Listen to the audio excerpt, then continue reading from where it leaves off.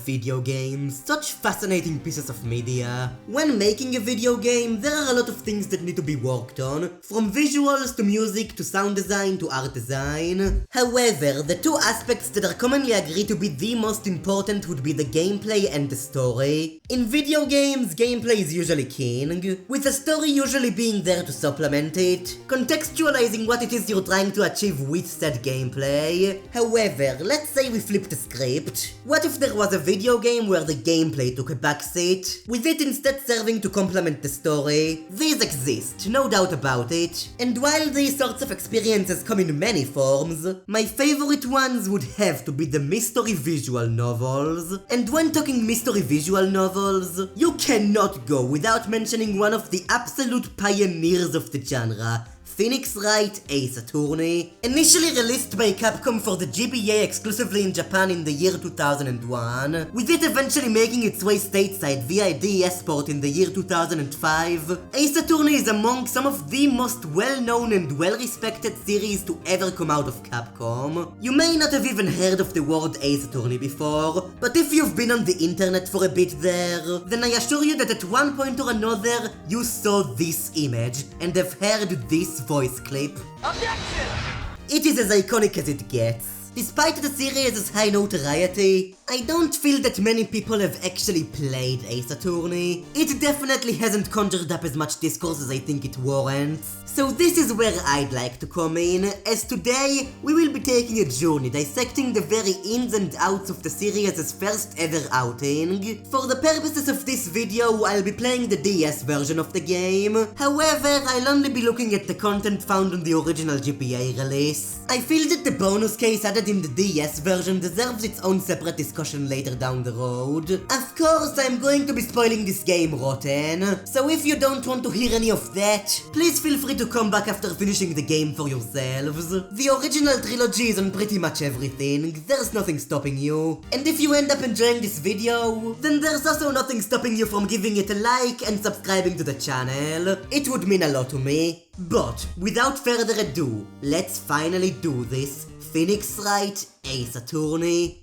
A dark, silent title screen, as if the game has nothing it needs to say. This is Ace Attorney, baby. When you see those words, you know it means business. Yeah, I'm totally just trying to excuse a low effort title screen here. But damn it, the sight of this never fails to give me chills. I wouldn't have it any other way. Though I guess the first thing you'd see would technically be the box art. The Japanese cover is simple but great, showing off the games as 4 lead characters separated by panels. It's kinda lazy, but this design would soon become very iconic. In America, they instead got the box art with this gorgeous piece of artwork. I prefer the Japanese box personally, but this one is definitely superior. And then over in Europe, they just got Phoenix standing in a white void. Like, who even gives a crap? Wait, the game was rated PEGI 7? Seriously? Ace Attorney 1 is split into 4 chapters, all coming with these really neat looking title cards. There were quite a few ways I could have gone about structuring this video, but in the end I decided to look at each chapter individually, while bringing up unique topics when I feel is needed. Trust me, it'll make sense. So with that, let's jump into where this all began, the first Turnabout.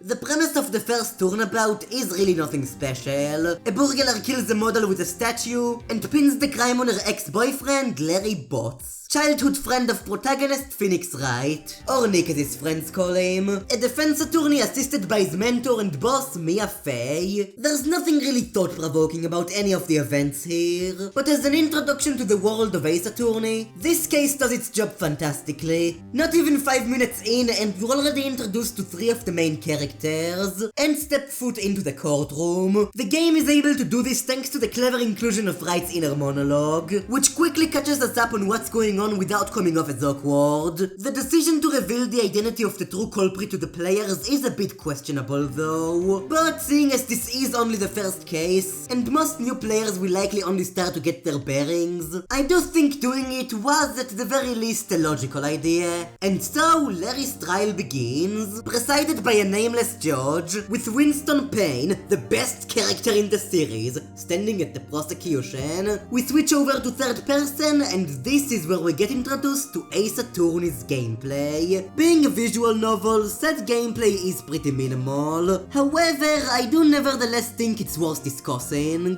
During courtroom procedures, you'll oftentimes be given multiple choice questions. There's usually only one correct answer, and failing these may lead to a penalty. You can tell if a penalty can occur when given set questions by these little exclamation marks appearing at the top right. You can think of this as your health bar. By default you have 5 of them. An incorrect action could lead you to lose one, and when all 5 are gone, the judge will finally decide that he has had enough of your bullcrap and declares the defendant guilty on the spot, which in this context is equivalent to a game over. And yes, in the Ace Attorney world there is no jury. The judge is the sole decider of whether the accused is guilty or not, and he's gonna need some hard, decisive evidence in order to make that call. The trials here are heavily skewed against the defense. A guilty verdict could be thrown out at almost any moment, even when it doesn't make any sense. However, when you really think about it, aren't all video games skewed against the player? In platformers, for example, why do you always get damaged when only touching enemies? How is that fair?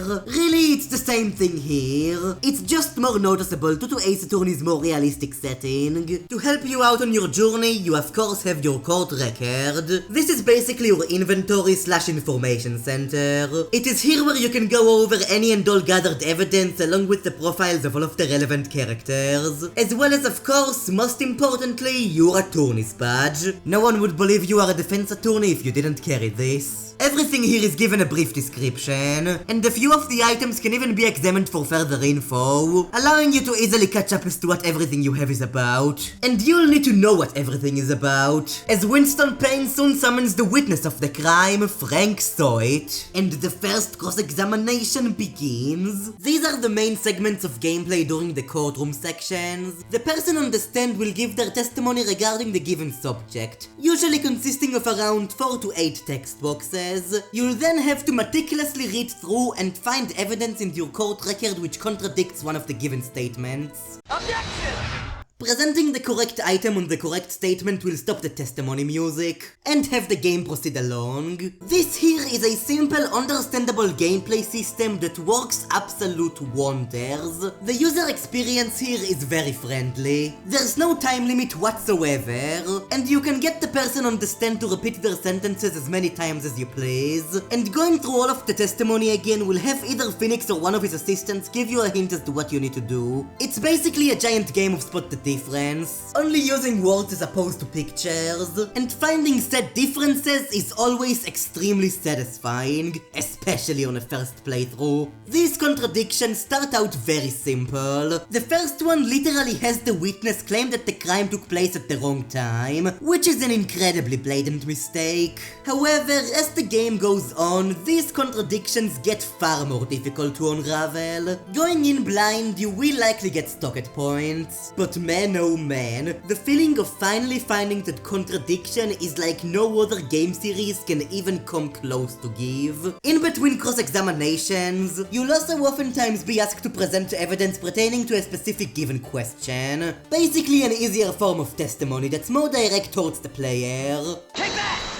And yeah, that pretty much covers the basic courtroom gameplay here. Overall, I think the systems here, while simplistic, are ridiculously airtight. There's a really cool air to the court, especially when it gets going, and the defense and prosecution just scream at each other with these detailed close-up shots. The screen pulls back after revelations to showcase the gallery arguing out loud, preceded by the judge pounding his gavel. It is all just really great, and makes the mystery-solving gameplay 10 times more enjoyable. As I said, being a tutorial, the first turnabout is a very easy case. However, despite that, it still manages to grab your attention. When Frank Soit starts breaking down, the game plays the track Pursuit Cornered, and it is absolutely legendary.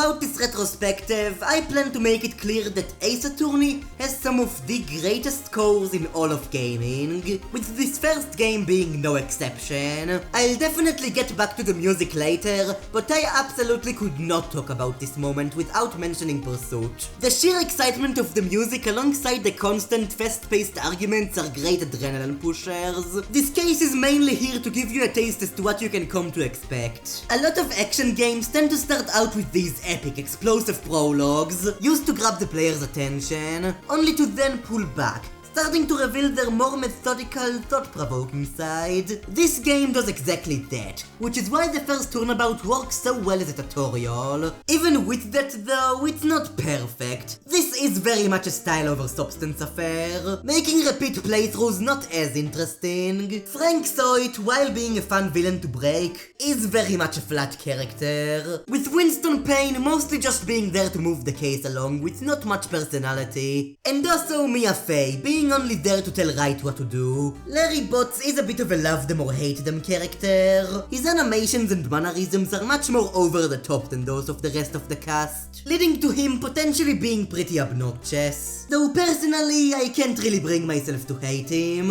In this first game, I think he's still relatively likable. There's even some nice ambiguity at the end, with it not being clear if the victim still even liked Larry or not, as while she did travel to Paris without telling him, she also took the large statue Larry made with her. Whether it was because she still had a soft spot for Larry or simply liked the statue is never openly stated, but I feel that that sort of ambiguity is needed if you want people to be talking about your story for a long time. This is a pretty minor example, but Ace Attorney has a lot of great moments like these, and this is just setting the trend up. But yeah, that was the first Turnabout. A pretty boring standalone story, but a great opener that leaves you wanting to delve deeper into the world of Ace Attorney, which is exactly what we are going to do in episode 2, Turnabout Sisters. Turnabout Sisters is the episode that serves the purpose of introducing the players to many of the hallmarks of the Ace Attorney series. Right off the bat, your boss Mia is killed by this pink dude. I get the reasoning behind revealing the killer's identity in the first case's intro, but as for this one, yeah, no, this is really stupid, removing a lot of the tension from a first playthrough. Honestly, if you're playing the game with a friend, I'd recommend telling them to just close their eyes for this part. It really doesn't add anything of substance. This case begins with our very first investigation segment. Whenever you're outside the courtroom, this is how things are gonna go. You can move around visiting various locations, examining the environment to either find evidence or just see what Phoenix has to say about them, talk with people, present evidence to them, and yeah, that's basically it. These sections can get a bit frustrating when you don't know exactly where to go or what to present to who, but in this first game, these are mostly pretty straightforward. The courtroom segments are usually agreed to be superior, and while I do consent with that notion, I do think that the investigation sections are also plenty enjoyable, and without these, the courtroom definitely wouldn't be as fun as it is, which is something you can't really say in any context other than Ace Attorney. If you couldn't already tell, this universe's legal system is kinda messed up. Courtroom procedures are only allowed to go up to 3 days tops, which actually comes in service to the game, as instead of having a very long investigation followed by a very long courtroom session, it can pretty easily juggle the two. Each of these sections take around an hour if you know what you're doing, supporting these nifty to be continued screens sprinkled in between them, offering you to save and making for good stopping points, though you can also save the game whenever you please, which is very much appreciated. The suspect of the crime here is Mia's younger sister Maya Fey. There was a note next to Mia's corpse with the word Maya written on it in blood, which the police believe to be Mia's dying words, trying to pin in her killer. This arrest chain is definitely pretty flimsy. I mean, if they were to simply check the statue for fingerprints, it would become pretty clear that Maya is innocent. However, I do appreciate that the game made sure that the real killer used gloves, something that's true in both this case as well as the first. Some solid attention to detail. This case is also where we get introduced to Detective Dick Gumshoe, a naive police police inspector who starts off being pretty hostile towards Wright, with the prosecution being handled by none other than Miles Edgeworth, a ruthless prosecutor with a perfect win record who will do anything in order to get every defendant found guilty. I adore how perfectly he contrasts Phoenix. While Wright has his blue business outfit with a jagged spiky hair, Edgeworth is far more formal, with a scarlet red coat and ridiculous cravat in tow. Even personality-wise, they are both perfect foils of one another. While Phoenix is kind, justice-seeking, a bit rash and willing to trust people, Miles is a brutal, calm and collected individual, who's no stranger to manipulating others in order to receive his desired outcome. The result is one of the most iconic duos in all of gaming. I love how it's immediately made obvious just how much of a threat Edgeworth is compared to other prosecutors. In the first case, Winston Payne was mostly just there to sit in the prosecutor's bench, not really contributing much to the case. But in contrast to that, Edgeworth is ready to argue against anything you may throw at him. The most iconic example would easily have to be this one, where Gumshoe states that Mia wrote the bloody Maya note after she was hit. Phoenix counters this by pointing out that she wouldn't have been able to write that note, seeing as she died instantly after only getting hit one time. But then, without even flinching, Edgeworth immediately deflects this by pointing out that the autopsy report Wright's claim was based on is outdated, and that in reality, Mia might have lived for a few moments after getting hit, effortlessly destroying the defense's argument in one fell swoop.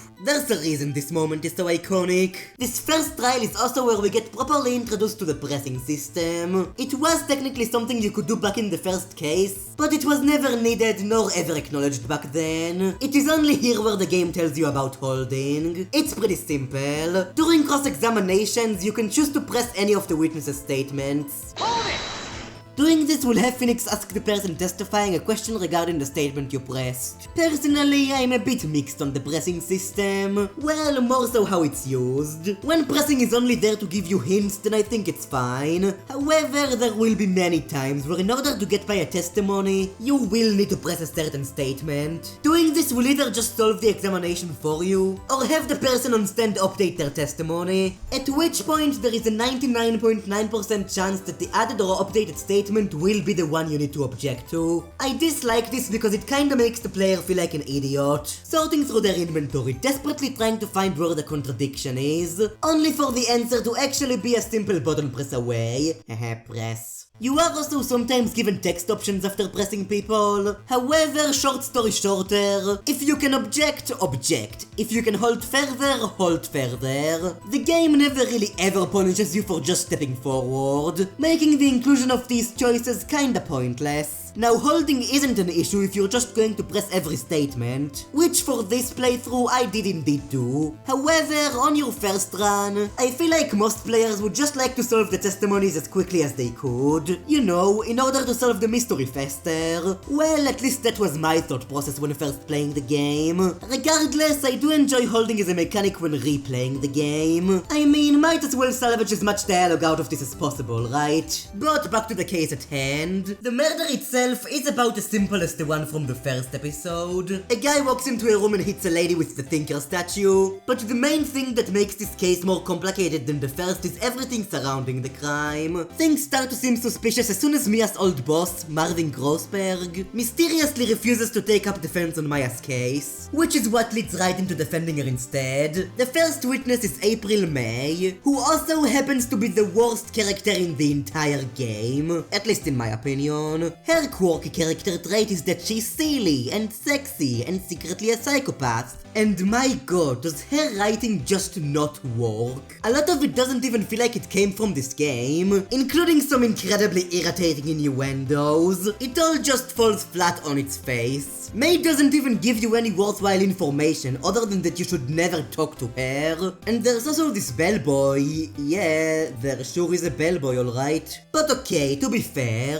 the bellboy does work nicely as a surprise witness in the first trial. Edgeworth is known to prepare his witnesses ahead of time, directing them on what they should say and not say. However, seeing as he had little time to prepare the bellboy, Wright was able to make him slip up, revealing that another person was staying in May's hotel room, something that was cleverly foreshadowed by the table in a room having 2 chairs and 2 wine cups. Said second person is soon revealed to be Red White, president of the multi-million-dollar information gathering corporation Blue Corp. And on the topic of Red White, I think that this would be the best place to talk about Ace Attorney's localization. As I said earlier, the game was initially only released in Japan, where it was known as Gayakaten Saiban, which roughly translates to Turnabout Trial, with it only receiving a Western release around 4 or so years after its initial launch. However, the English version of the game is less so a translation and more so an adaptation. It altered quite a lot of stuff, to the point where the English version of Ace Attorney could be considered its own separate continuity, separate from the original Japanese script. The main thing that got altered was the nationality. In the original script, the game pretty obviously took place in Japan, with many elements rooting in that culture.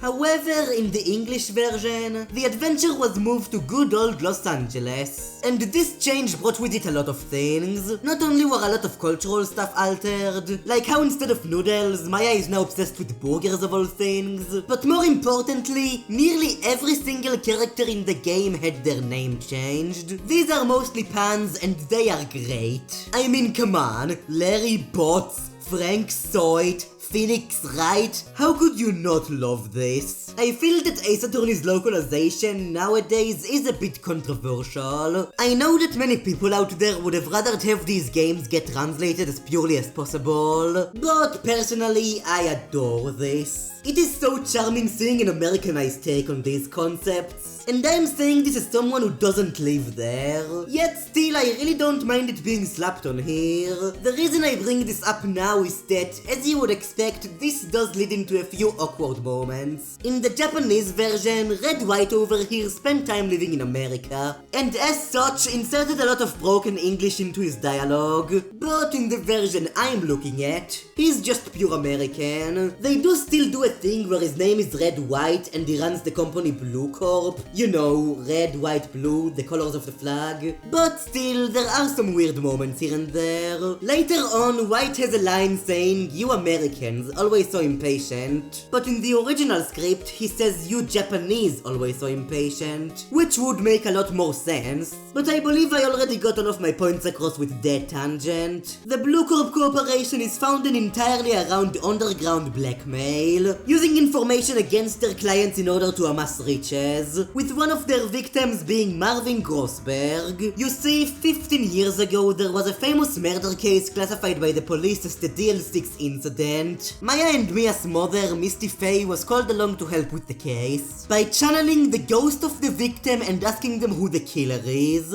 Don't worry, I'll address this later. The person Misty Faye ended up convicting wound up being found not guilty. Of course, the police wanted to keep the whole spirit channeling part a secret, but due to offers of riches from Blue Corp, Grossberg ended up selling them out. Misty Faye became the laughingstock of the nation and disappeared, presumably due to shame. In theory, this should make Grossberg a pretty despicable person, just accepting White's offer like that. However, when the police soon started to search for the person who sold them out, Blue Corp backstabbed Grossberg and proceeded to blackmail him for 15 years. This is basically the sort of business Red White is running, and this blackmail was so devastating to the point of causing some people to downright commit suicide. Yeah, the case starts getting a lot more serious around this point. The reason Mia became a lawyer then was to find out who ruined her mother's reputation. This led her into finding quite a bit of dirt on Blue Corp, but that was sadly what ended up costing her life. In the eyes of Red White, she just knew too much. They did a good job making White as absolutely hateable as possible, flaunting around his power by literally punching Wright in the face, and suddenly coming in as a witness, telling the police that Phoenix himself was Mia's killer. This does lead to Maya getting out of detention, but now it's our freedom on the line. What I find interesting then is that in the following trial, despite all of the power he has over the courtroom, White himself is still very pitiful, breaking down into sweat about as quickly as Frank Soit did. I think it's a good way to show how behind the powerful exterior, he really is just a pathetic person. I love the moment where Phoenix is asked to show where White was during the murder based on his description, only to point directly at where the killer is positioned. Such an awesome way of making that accusation. Yet in spite of everything, Edgeworth still manages to BS his way into victory. Or so it seems, because right as Phoenix is seemingly about to lose, he starts hearing his deceased mentor's voice, only to look to his right and see Mia Fey right in the flesh, which subsequently causes him to faint, later waking up to see Mia, donning Maya's garments. Maya has just channeled Mia's spirit. This is due to the bloodline of the Fey family, as they have magical ESP powers, allowing them to communicate with and channel the dead. This right here is honestly something I am very much not a fan of. Despite all of the wacky hijinks, the world of Ace Attorney is still mostly grounded in the realms of reality. However, the Fey family breaks that rule, providing the only supernatural element in the entire game. This here is definitely a take not everyone will agree with,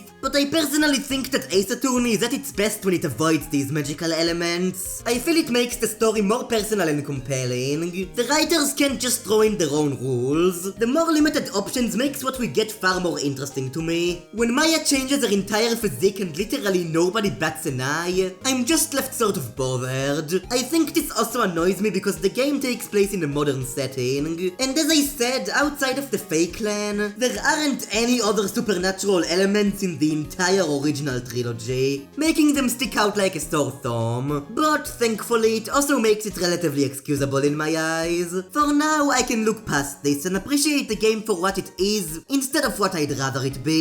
This whole rant was more so just setting stuff up for later videos, so sorry if it went on for a bit long. I'm very passionate about this series, okay? After Mia's spirit returns, she basically proceeds to defeat Red White herself. I know that some find issue with this as it sort of reeks of Deus Ex Machina, but to be fair, Mia has been trying to take down Blue Corp for years now. I feel that this here is a victory she has earned. Having Wright single-handedly take down a multi-million-dollar conglomerate in only a second case would also be a bit much. And I do like the poetic justice of Red White being defeated by Mia, who forces him to confess by threatening to reveal Blue Corp's true nature. And so, the president of a corporation built purely on blackmail is taken down due to blackmail. And prosecutor Miles Edgeworth has lost his perfect win record, as Phoenix Wright and Maya Fey are found not guilty. The epilogue here is pretty nice, with Phoenix and Maya officially launching the Write and Call law offices, thanks to the support of their late mentor/sister. This episode definitely does a good job making you care for Maya, as after all of the suffering she had to go through, you get to finally see her happy at the end. It really is quite a touching moment. As a defense attorney, your job is of course to defend people, so it's important for it to feel good when you basically save someone's life.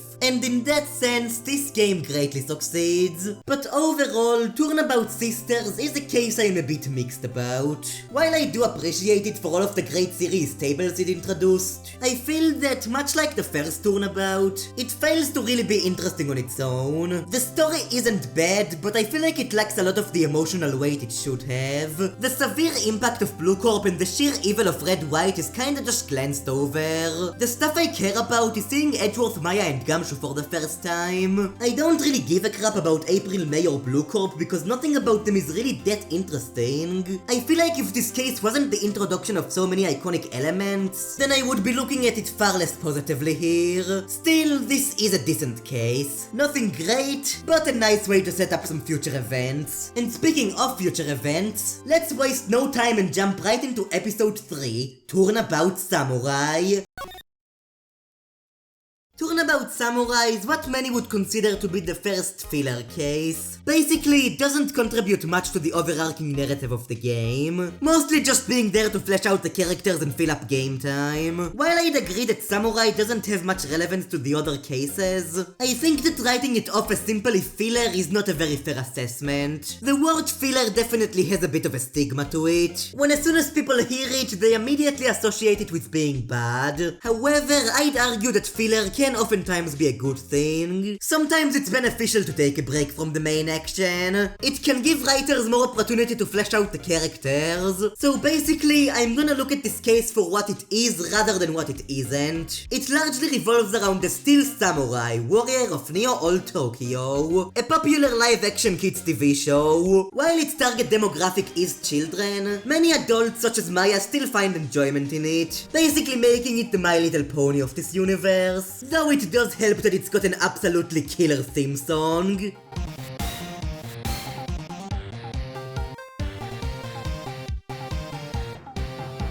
The actor playing the Steel Samurai, Will Powers, has been accused by the police of killing Jack Hammer, the actor playing the show's villain, the evil magistrate, who was found dead in his show costume, presumed to have been stabbed to death using the samurai spear prop. Of course, Will Powers is our defendant, and they do a good job making him likable. It's easy to tell he's a good guy at heart, and the bond you share with him is a lot less artificial than the one you had with Larry and Maya, because for the first time, the game doesn't actually reveal to the players who the killer is. Instead of even showing the crime to us, the chapter intro is a clip from the Steel Samurai show, meaning that first-time players are just as in the dark as Wright is. Compared to Turnabout Sisters, Samurai is far more character-driven. The scene of the crime is Global Studios, which is where they make the Steel Samurai. Due to this, the case feels a lot more personal and focused, whereas in Chapter 2 you are kinda going all over the place. There's a distinct atmosphere to the studios, which I feel enhances the player's attachment. You run across a lot of workers during these investigations, and while the characters here are mostly pretty flat, it is still fun to hang around with them. You finally get to investigate with Maya here,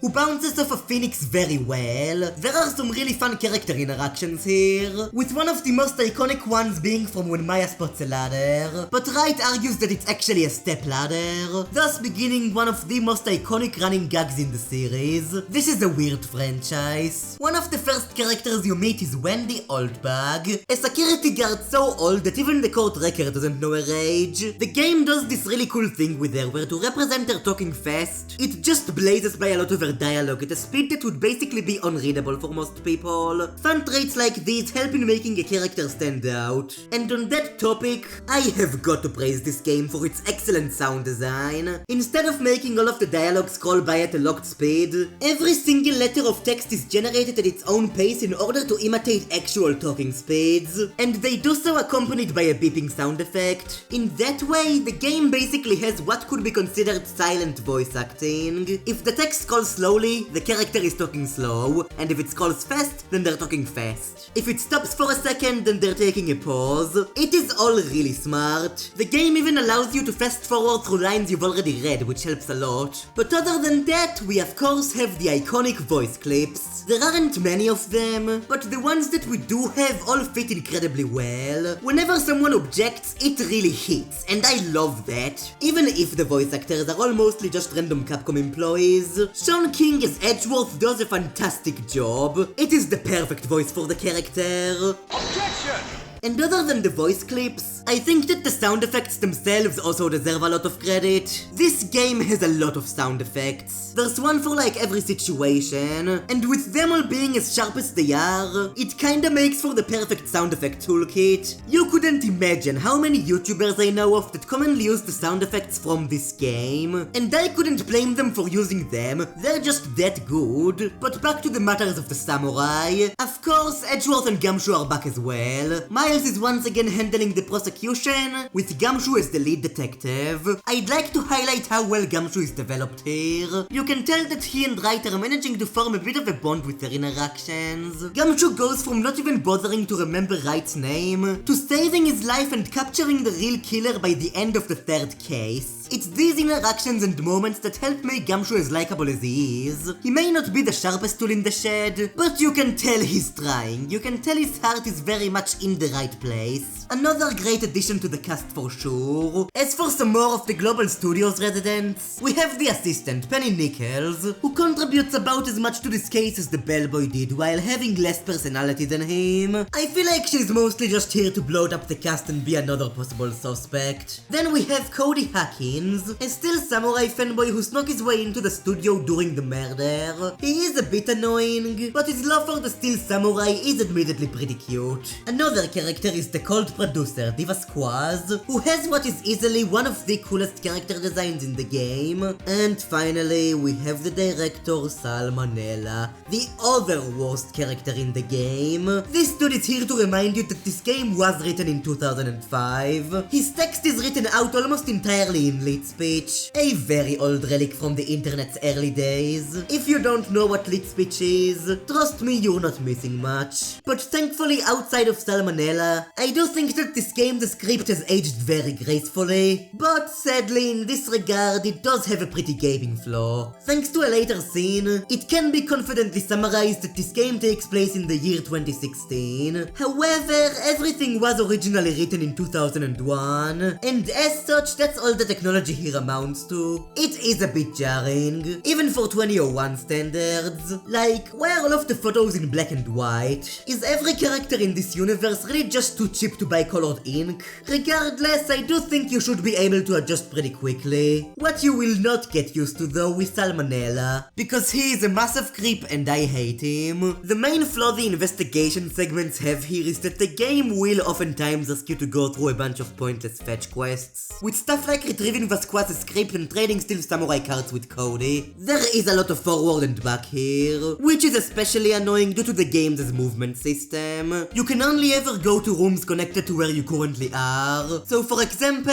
if you're in the studio entrance, you can only move to either Studio 1, Studio 2 or the main gate. And that's definitely some pretty cumbersome design. But nevertheless, I won't lie and say that I do enjoy it as a form of guilty pleasure. The limited movement forces you to acquaint yourself with the layout of the crime scenes, giving you a better image as to how everything connects, which enhances that atmosphere I went off about earlier. Our hero soon discovered that the person seen entering the crime scene was not actually Will Powers, but instead someone fully clad in the Steel Samurai's attire, meaning that this person's identity is still up in the air, and that soon leads into a massive plot twist in the second trial. Cody Hawkins is called to the court. He is too short for the witness stand though, so the judge gets him a crate to stand on, which you can actually see when the camera pulls back. Little details like that I love. Phoenix Wright Ace Attorney is pretty clearly a GBA game. None of the sprites and backgrounds match the fidelity I think you would expect from the DS. However, for a GBA game and an early released one at that, I do still think it looks really solid. All of the sprites are well detailed and animated very nicely. In addition, while the DS version didn't really upgrade the visuals much, it does nicely use the bottom screen for HUD elements, which makes the game flow a lot better. You can even scream into the mic yourself whenever you want Phoenix to say something. I don't think that anybody actually unironically uses this, but it is a pretty cute option. Anyways, it's this trial where the main crux of the crime is finally revealed. Not only does Cody have a photo of the Steel Samurai entering Studio 2, despite the body being found in Studio 1, but Phoenix manages to pin down evidence suggesting that the person in the Steel Samurai costume was actually the victim, Jack Hammer. This completely flips the case on its head. People who previously had alibis are now prime suspects. And the best part is that the game allows you to arrive at that conclusion yourself. The hints here are all dropped very well. And you know what makes moments like these all the more satisfying? Oh, I don't know, only one of the greatest soundtracks in video game history. We have 27 tracks here, with most of them being relegated to either certain characters or certain events. And all of these are absolutely stellar. The use of music in certain moments make these tracks synonymous with them. When you hear Gumshoe's theme, you think of Detective Gumshoe.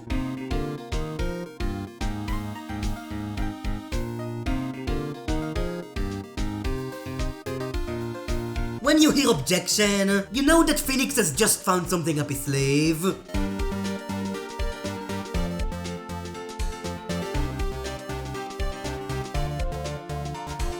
And when you hear Telling the Truth, then it's high chance that a major revelation has just been unraveled.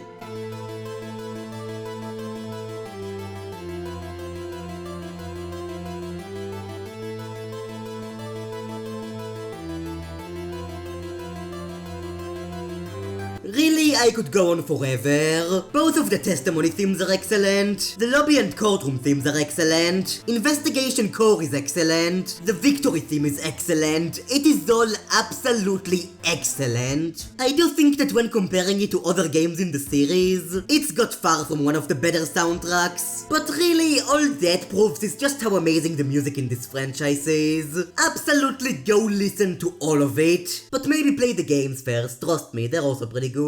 The soundtrack did actually get rearranged for the DS version. Over the years, the GBA has become quite notorious for its lack of dedicated sound hardware. However, the 2001 OST is shockingly really good, especially for early GBA standards. But nevertheless, the DS renditions of all of these tracks are definitely far superior. And I guess it is here where we should start wrapping Turnabout Samurai up. And it's a good thing that the finale of this case is easily the most interesting thing about it. Now that the how has mostly been cleared up, you're left to take care of the why. This leads right into delving deeper into the dark history of the studios. A couple of years back, Global Studios were struggling quite a bit. It was only when the producer, Vasquez, came on board that the studio started to rank in more numbers. Vasquez brought with her Jack Hammer, who before being the evil magistrate, was a famous actor playing lead roles in many big name movies. However, Global Studios would soon start to focus on kids TV programs, and that, alongside Jack Hammer's fall from stardom, could be traced back to an event from 5 years past, where during a rehearsal taking place in Studio 2, Hammer accidentally pushed over a fellow actor who goes by Manuel over to a nearby fence, which ended up killing him. Vasquez used their ties to the mafia in order to hide the incident from the press, and yet a lone paparazzi managed to sneak out a photo of the event, which Wendy Oldbag proceeded to steal from him, and now intros to Phoenix Wright. After this incident, Global Studios altered their programming to focus on shows aimed at a younger audience, with Vasquez using Manuel's death to blackmail Hammer, forcing him to act in her shows for pet change, which a lot of Hammer's old fans such as Oldbag are very much unhappy with. And speaking of, a lot of people seem to really dislike Oldbag. However, for the duration of this case, I honestly really did not mind her. She's actually the main person who reveals all of that earlier information to you, and the scene where she does so is actually quite somber.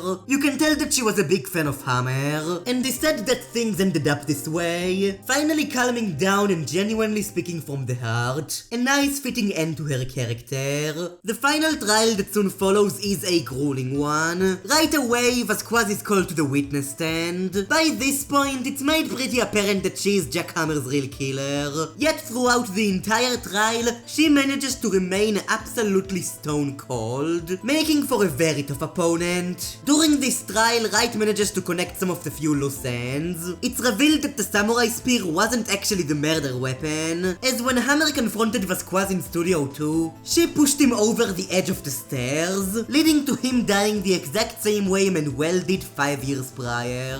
Thanks to the assistance of Salmonella, she was then able to carry the body and drive to Studio 1, where the two proceeded to plant the evidence implicating Will Powers. While Wright's theory is sound, he sadly lacks the decisive evidence to defeat Vasquez once and for all. It seems like Powers might still be found guilty after all, but just as things are looking grim, it is Miles Edgeworth who objects to the guilty verdict. You see, ever since first losing to Wright, Edgeworth has been going through a bit of an existential crisis. This can be observed in part thanks to Gumshoe, who's pretty close to Miles. According to the detective, Edgeworth has been doing pretty poorly in his personal life, gloomily staring into space and crushing paper cups in frustration. As the man himself puts it, he's been settled with unnecessary feelings. While he does try to hide that fact while in court, his more emotionally vulnerable self does often seep through. Witnesses such as Vasquez, Cody Hawkins, and even Wendy Oldbag absolutely get the better of him.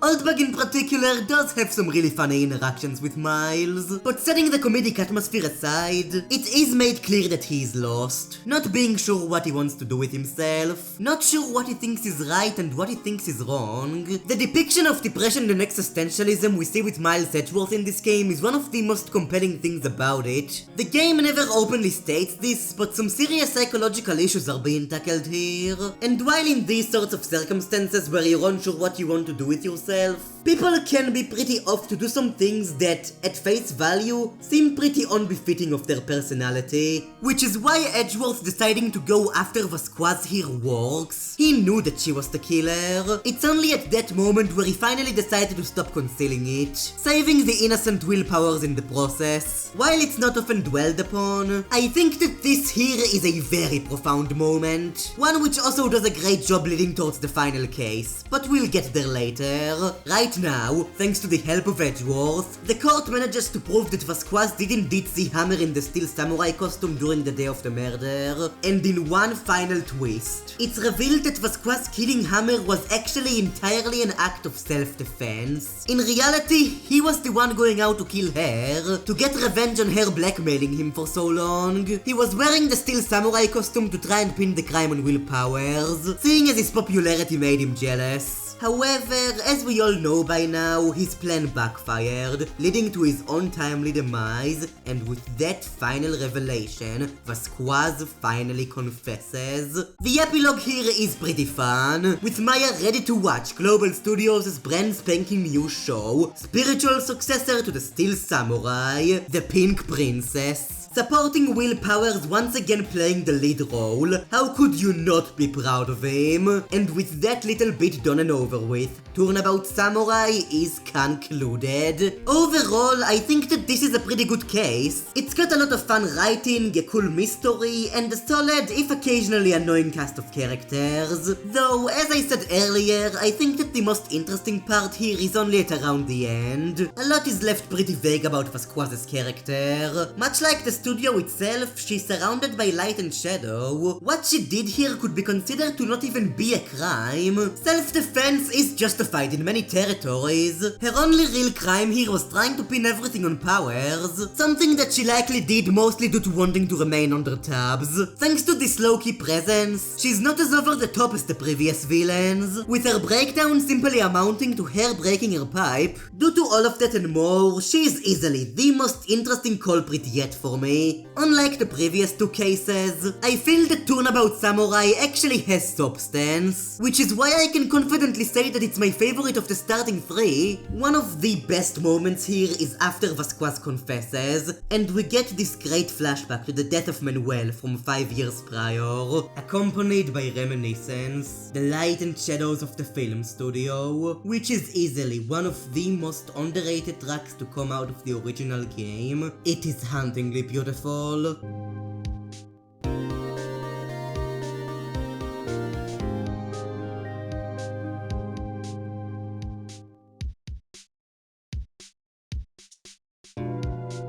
What I think is most interesting about this flashback is that Vasquez is seen acting pretty out of character. When Manuel falls over, you can feel the emotion coming out of her text. It really is tragic. As for what I think is going on with Vasquez, I assume that her and Manuel were both pretty close, with his death causing her to grow colder as a result. Earlier on, Vasquez claims that Manuel's death wasn't an accident, and that Hammer killed him on purpose. Whether that's true or not is never explained, but I think Vasquez believing it to not be an accident could be seen as her trying to place her hatred towards someone, the person who, intentionally or unintentionally, caused Manuel's demise. This would also go to explain why she treated Hammer so poorly. And on that topic, I like how the victim here is actually given a character, despite you never getting to interact with him. He's actually a good contrast to the far more nice-hearted Will Powers, which makes sense, seeing as they were both rivals on television. While Hammer was clearly not a good person, his motivations are very much understandable. It really is quite a tragic case, one with no winners, only losers.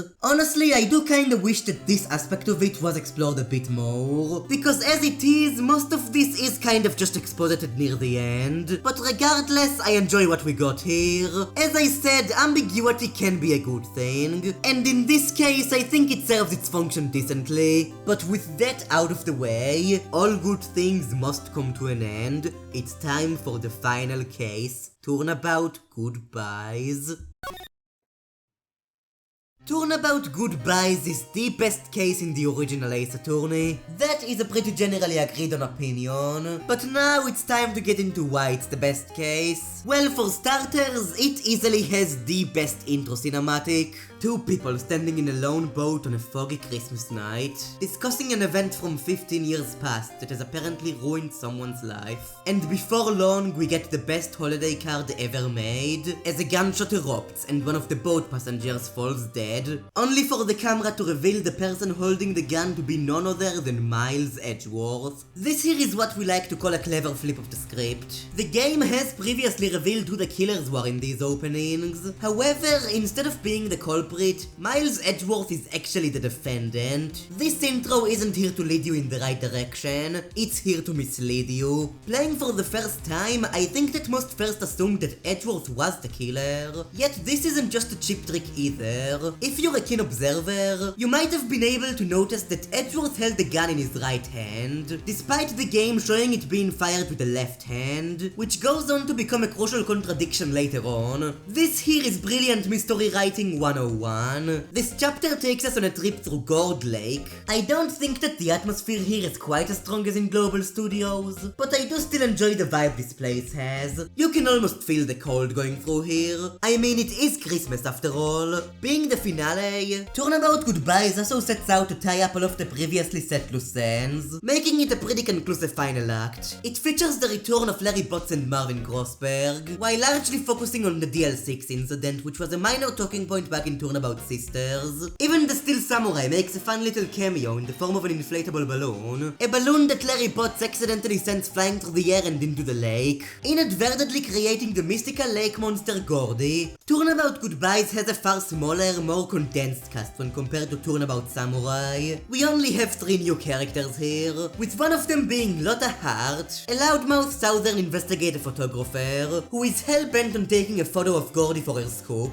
Due to this, she set up a sound-activated camera overlooking the lake, which happened to take a photo of what was seemingly the moment of the crime. Due to his close connection with Edgeworth, Gumshoe works with the defense a lot more hands-on this time around, which leads to a lot of really great moments, with my favorite bit being when Lotta Hart needs information about Gordy in exchange for information about the crime. When Gumshoe is confronted with this, he presents Phoenix and Maya the police's 3 secret weapons: a dog named Missile, a fishing pole, and a metal detector. With one of these, our heroes are sure to locate Gordy. You can only take 1 weapon at a time, and while the only one needed for progress is the metal detector, all 3 of them lead to fun, unique dialogue interactions which are all incredibly endearing. Being the final chapter, Turnabout Goodbyes does have quite a few serious moments, but nevertheless, it still manages to contain a lot of great comic relief. The balance between drama and comedy here is as airtight as it gets. But moving on, as for the other 2 new characters, firstly there's the senile boat caretaker, supporting dialogue so bizarre it almost seems AI generated. Also, he has a parrot named Polly and she's pretty cool. But secondly, seeing as Edgeworth is the defendant, we of course have a new prosecutor, the one and only Manfred von Karma, who was not only Miles' mentor, but also an esteemed lawyer who has not lost a single case in his long prosperous 40-year career. He basically makes Miles Edgeworth look like Winston Payne. Von Karma's got a great character design, basically being a giant exaggeration of Edgeworth, supporting an absolutely bone-chilling voice. Objection!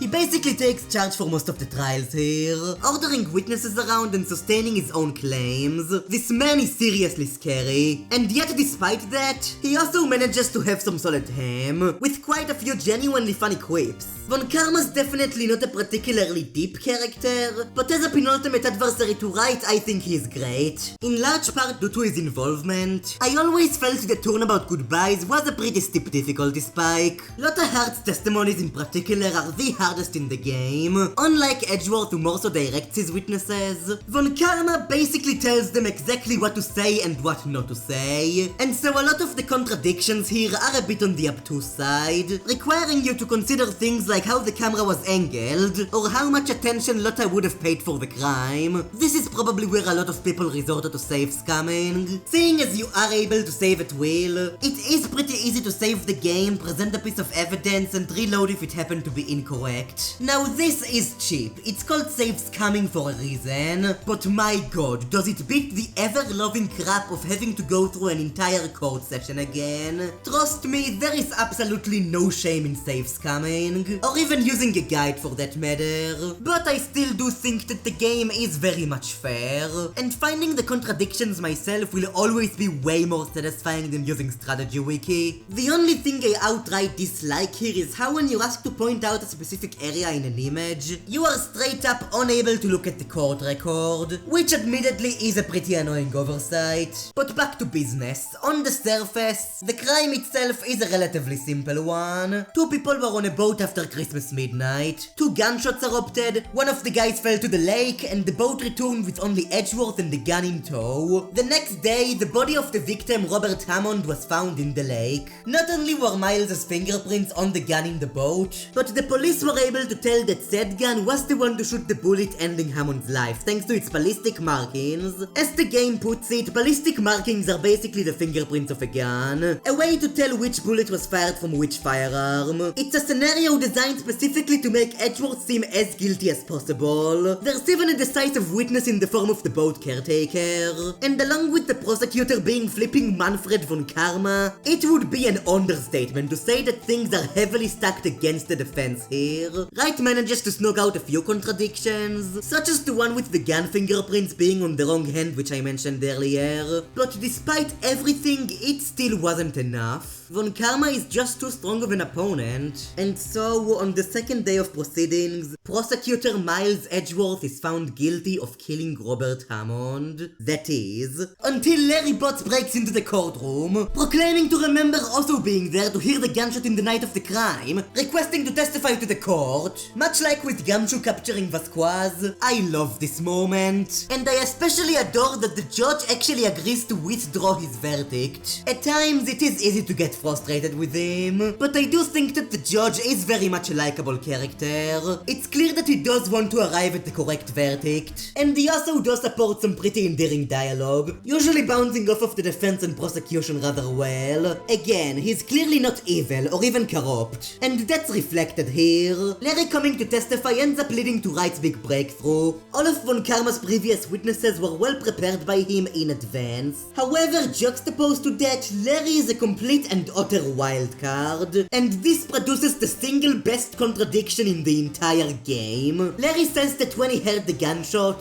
the DJ in his radio was saying that it's almost Christmas. However, the picture Lotta's camera took was taken after midnight. Almost Christmas means it wasn't Christmas. Ergo, Larry heard the gunshot before midnight. Come on, that is just way too clever. And it leads Phoenix into revealing exactly how the events actually played out. The killer was the boat caretaker, who invited Robert over to his shack, telling him to come before midnight, when he then proceeded to shoot him. This was the gunshot that Larry heard. The caretaker then proceeded to don Robert's attire, and afterward came the second guest, Miles Edgeworth, who was told to come after midnight. Not actually knowing how he looked, he mistook the disguised caretaker as the real Robert Hammond, as they proceeded to take a boat trip, where the caretaker fired towards Edgeworth twice, purposely missing both shots. This was done in an attempt to hopefully garner attention and create a witness, which later came through with Lotta Hart. The old man then proceeded to jump in the water, leaving his gun behind, making it look like Edgeworth shot him. Afterwards, in a daze, Miles picked up the gun, which is how his fingerprints got on it. This was basically the gist of how the crime here went down. And while all of that is cool, the actual incident is really only half of what Turnabout Goodbyes is about, as the main thing this chapter actually focuses on is Miles Edgeworth's character, and by extension, his relationship with Phoenix Wright and his connection to the DL6 incident. Throughout the game, it's been often hinted that Wright and Edgeworth used to have a bit of a history together. However, the actual specifics of this are always quickly shoved under the rug by Wright, leaving first-time players in a similar position to Maya, who likewise has absolutely no idea what's going on. This case is the point where everything about his and Miles' backstories are finally revealed. You see, both of them, along with Larry Botts, used to go to the same elementary school. Back in 4th grade, Phoenix was accused of stealing Miles' lunch money, $38 in cash. What commenced the next day was a class trial, where the entire class basically proceeded to mock Phoenix. Despite Wright being innocent, everyone was shaming him, telling him to give the money back.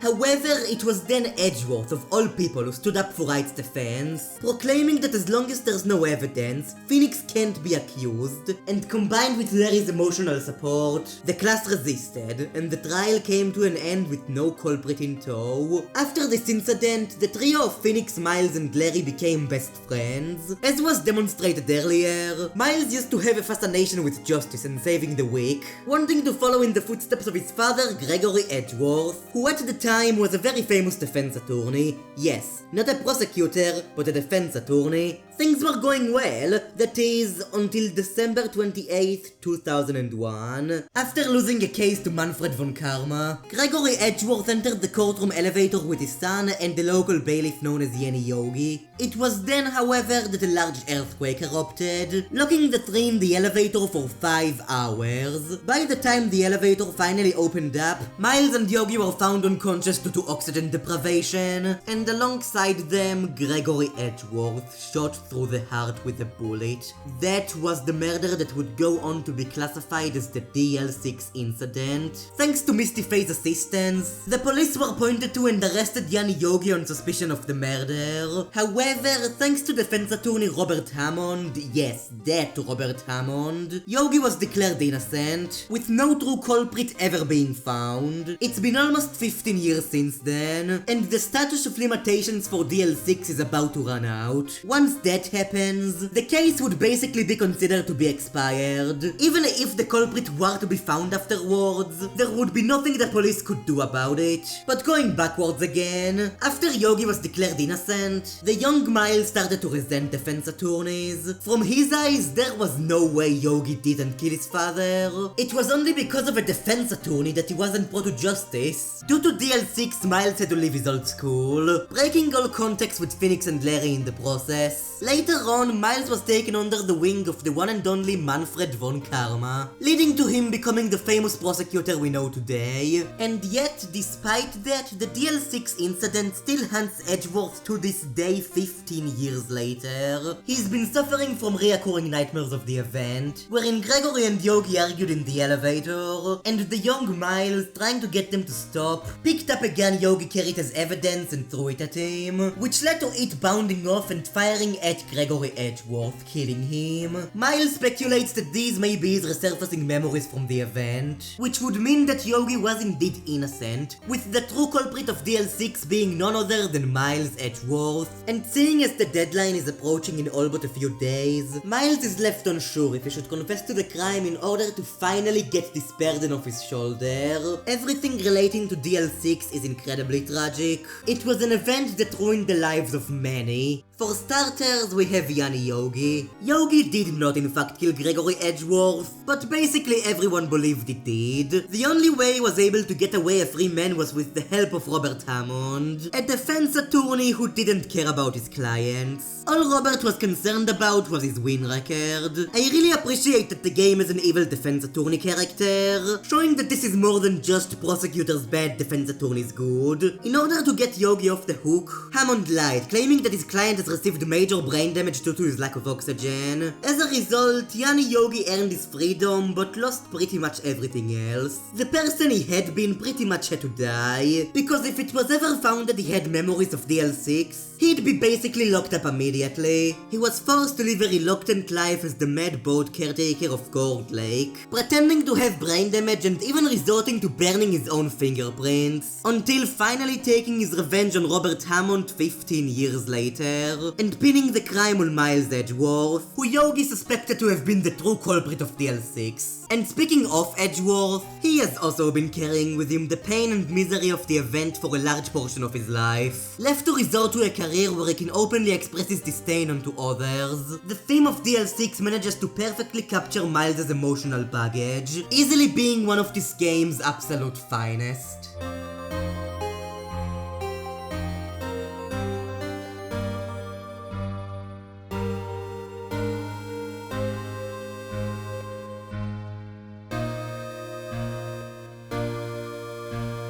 However, this is where the real interesting thing happens. After Wright heard that Edgeworth became a prosecutor, said by the papers to have been a demon hell-bent on getting every defendant found guilty no matter what, Phoenix Phoenix immediately knew that something was wrong. He knew that this couldn't be the same heroic Miles Edgeworth from back in 4th grade, the one who he remembers so fondly saving him when he was at a complete low. So, just like how Miles saved Phoenix, Wright became a defense attorney in order to save Edgeworth, because that would lead Wright to confronting Edgeworth face to face whether he'd like it or not. This is why Phoenix is so hell-bent on defending Miles. Neither he nor Larry even remember the class trial, but it was something that meant so much to Phoenix, that someone would actually come to his rescue in a time when he felt so weak. He wants to repay that kindness to Edgeworth, and to save him from the trauma that DL6 left him with, to the point where even after Miles openly confesses to killing his father, Phoenix is still hell-bent on defending him. This is what makes Phoenix such a likable protagonist. You really get to acquaint with him thanks to his inner monologue, and his sheer will to want to save people in trouble is very admirable, even extending to the very person who has stooped so low as to try and help frame him for a crime he obviously didn't commit. While Phoenix's character development in this first game mostly just amounts to him becoming a better lawyer, his sheer iron will and his relationship with Edgeworth are the things that make him so great. And as for Miles Edgeworth himself, well, I haven't really tried to hide it much throughout this video, but he is easily my favorite character in the game, and by extension,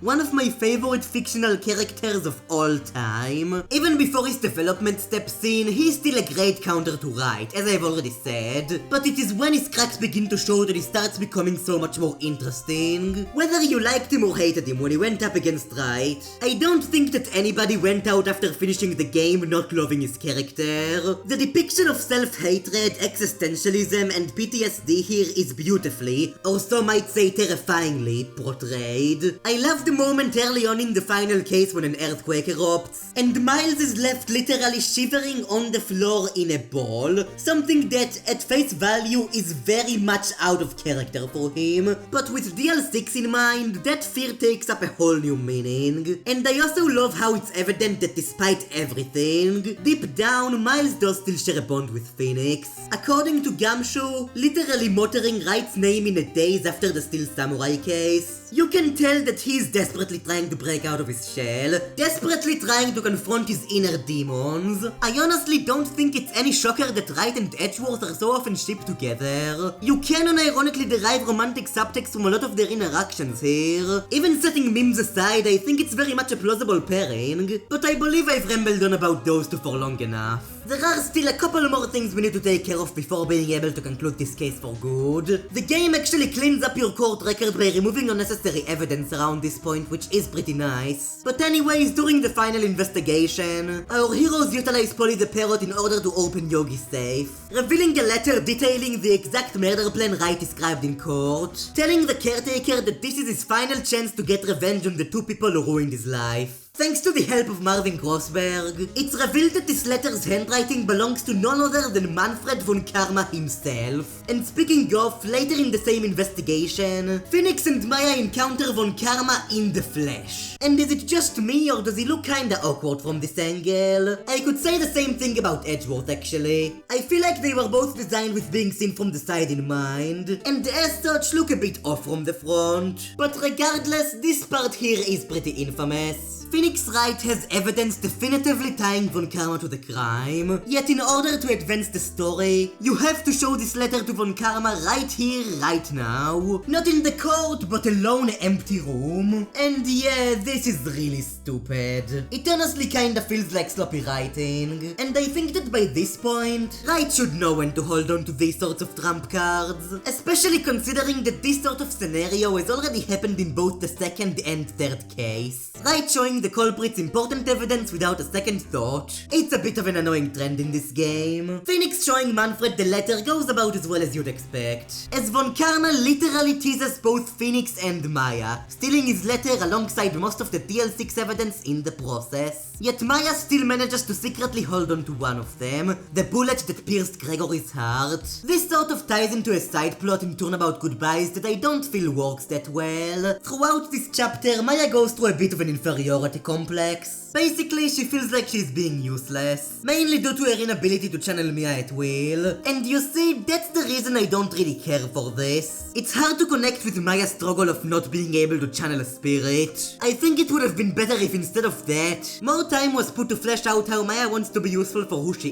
is, rather than just for her ability to call on someone else. I feel that would be easier to relate to, even with the supernatural aspect. Yet I do still like how Maya does manage to prove herself useful here. Not only did she help prolong the first trial by calling out Lotus BS, but the DL6 bullet she held onto ended up being a crucial piece of evidence in the final trial. And speaking of the final trial, it is here where Phoenix essentially has to prove that the boat caretaker is indeed Yanni Yogi in order to give him a motive. And this leads to one of the absolute best moments in the game, where Von Karma, seeing Phoenix struggle to prove the caretaker's identity, comically suggests that the defense should cross-examine the witness's parrot. And the madman actually does it. Polly the parrot is called to the witness stand, and this is actually the thing that allows Rai to win the case, pointing out that the parrot shares a name with Yanni's fiancé who committed suicide after his arrest, and that the code to his safe is 1228, the same date as the DL6 incident. This all calls the caretaker into question, who finally confesses to being Yanni Yogi, faking his brain damage, and killing Robert Hammond. This moment is not only hilarious for reasons I don't even think I need to explain,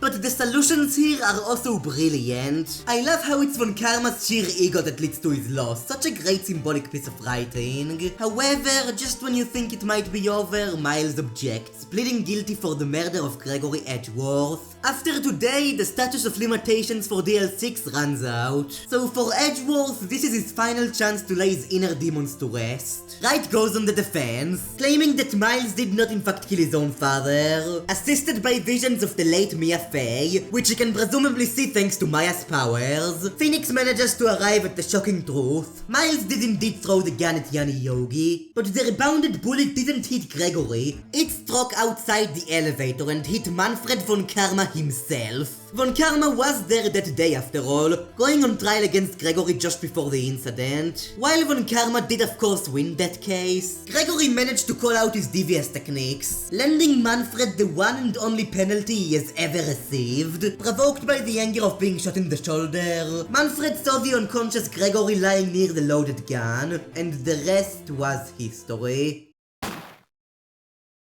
Now this here I can see some people thinking is a bit over the top. I mean, we all know that Ace Attorney is crazy, but still, come on. That the rebounded bullet would just so happen to hit Von Karma's shoulder, and that the elevator would just so happen to open right then and there. I mean, don't get me wrong, it is realistically possible, in the same way it's realistically possible to win the lottery 5 times in a row. In order to enjoy the mysteries of Ace Attorney, you do kinda have to extend your suspension of disbelief. Personally, I'm fine with these lucky coincidences because it means we get to enjoy a great story. I mean, come on, Phoenix literally thinking outside of the box is kinda genius. But I can definitely see how this, for lack of a better term, ass pull would suck some people out. Especially considering that things get way crazier from here on out. But regardless, back to the crime at hand. In order to hide any and all evidence of the murder, Von Karma took a vacation to heal the bullet wound, but he has never actually took the surgery to remove it. That would create a witness after all, and everything Von Karma does has to be perfect. I adore how you prove Von Karma was shot in the shoulder by using the metal detector lent to you by Gamshu. That is such a cool moment, leading to Von Karma literally clenching his shoulder, showing distress for the very first time. And thanks to the second bullet retrieved by Maya, it can be definitively proven that both of the bullets were fired from the same gun thanks to the ballistic markings. This entire segment is the textbook definition of hype, connecting all of the dots, saving Edgeworth from his eternal nightmares, and nailing in Von Karma once and for all. It is all absolutely fantastic, with Von Karma's breakdown being especially satisfying. It is over the top as heck and I adore it. However, this does sadly also bring me into my biggest issue with Turnabout Goodbyes, and that has to do with Von Karma's motives. Put simply, most of the stuff he does here is completely illogical. First of all, I can buy him killing Gregory. It is very much petty, but being the absolute mad perfectionist that he is, getting a single penalty reality would doubtless throw Von Karma for a loop. And with him getting literally shot right next to Gregory, getting agitated and deciding to finish the job out of pure rage is something that very much makes sense for him. However, then we get to his current scheme. He gave Yanni Yogi the plan to get revenge on Hammond and Edgeworth, inadvertently causing Edgeworth to confess to DL6. Okay, but like, why though? Realistically, what would Von Karma get from putting Miles behind bars? If it's because he was salty about DL6, then why did he wait 15 years to do this? An occurrence especially bizarre considering that Von Karma was Miles' mentor. He basically stole Gregory's son away from him and corrupted him into his disciple. Wouldn't that be enough to spit on Gregory's grave? And worst of all is that he decided to do this right before the statute of limitations for DL6 ran out, meaning that he was literally 1 day away from being innocent. I just don't get why Manfred would decide to pull off this crazy plan now, having nothing to gain from it and everything to lose from it. He is literally the man freed from karma. I guess his cockiness got the better of him and he just felt like putting Edgeworth behind bars because he lost a few cases or something. But still, I feel that they could have justified his actions here far better, because as it is, Von Karma is a very flat penultimate villain, and personally I find myself usually more attached to villains on the more sympathetic side, like Tiva's cousin Yanni Yogi. But regardless, this is still a great finale, and saving Edgeworth after all of this time is especially satisfying. He's not immediately happy per se. A huge weight has just been lifted off his shoulder, but he's definitely still going to need time to heal. These last few days have been a pretty tough ordeal for him, but it is now where he can finally start recovering. The whole gang comes to celebrate, and this is where we get one final plot twist, as Larry gives Miles exactly $38 in cash, revealing that he was the one who stole that money from him all of those years ago, which Edgeworth, despite not having any evidence to prove so, always assumed was pretty obvious, which is something that, as you would expect, does not sit very well with Wright. But what's done is done. The crew goes to celebrate Miles' acquittal, preceded by Phoenix waking up the next day with a letter from Maya in tow, proclaiming that she'll be leaving towards the mountains to continue her spirit channeling training. Wright immediately rushes towards the train station, definitively proving to Maya that she is indeed useful, as if it wasn't for her retrieving the DL6 bullet from Manfred, Edgeworth likely would have been found guilty. And accompanied by the wonderful tune of the Turnabout Sisters, this is a pretty great scene. And with that, Maya leaves, promising to come back once her training is complete, naturally leading to the credit sequence, supporting a nice "Where Are They Now" spiel, letting us see the cast one final time, and with the sight of the beautiful ending image showing the crew celebrating Edgeworth's acquittal, with him finally having a genuine smile on his face, I can definitively, confidently say that that was Phoenix Wright Ace Attorney. Overall, in case it wasn't obvious, I still absolutely adore this game. While I have a few issues with some of its plot points, wishing they were a bit more fleshed out or better explained, for a first installment, I think it basically does its job perfectly. The main story, which revolves around Miles Edgeworth, is still to this day absolutely fantastic. The struggles he represents and goes through are all very much well portrayed, and in my opinion, it is easily the highlight of the experience. The mystery are all well presented. It has a great difficulty curve with a fun cast of characters and all around fantastic writing. I mean, really now, what more could you want out of a story? This is one of those rare games I could absolutely recommend to anybody. It's not the deepest or most thought-provoking experience out there, but man, is it still a great one. I don't even think that this is one of the better games in the series. I feel that most of the later entries expand on it with far better writing, mystery solving, soundtracks, and all the buffalo. However, one thing I will never take away from this game is that it is the perfect beginner visual novel. To be honest, if this doesn't hook you on the genre, then I don't think anything will. Yeah, the final chapter may really be the only truly great one, with the first two being pretty weak standalone experiences and the third kinda just being good and not much more than that.